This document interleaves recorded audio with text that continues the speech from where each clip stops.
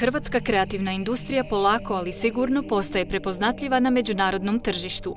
Produkt dizajn kojega potpisuju domaći autori je inovativan, naravno funkcionalan i nadasve zanimljiv.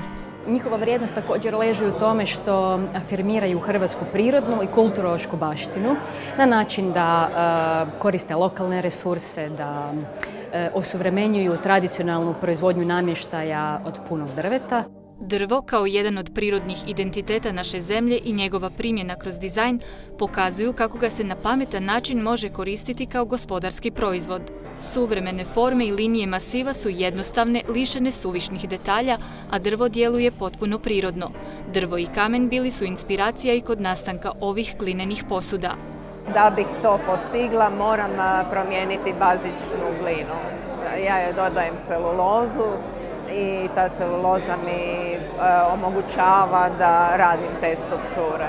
Ovo je serija morskih šalica koja negdje podsjeća na taj kamen naše obale, tu abraziju.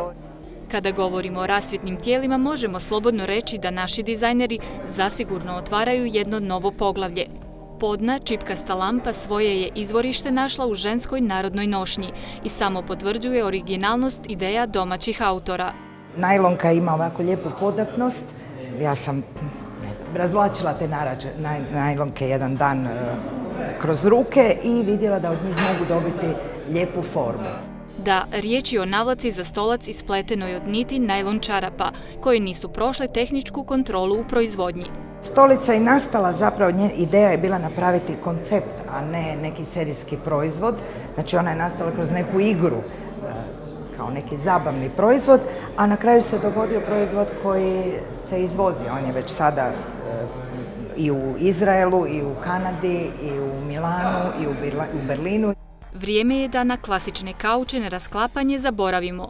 Za manje stambene prostore, gdje se uvijek traži krevet više, moderne sofe djeluju praktično.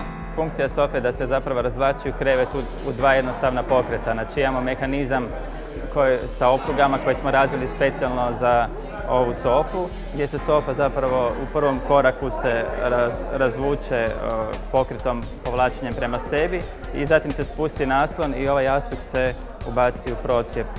Napredak domaćeg produkt dizajna rezultirao je simbiozom proizvođača i pojedinih dizajnera. Doduše, ta je suradnja još u povojima. Tek nekoliko suvremenih objekata na našoj obali koristi hrvatski produkt dizajn, no mogu poslužiti kao uspješan primjer drugima.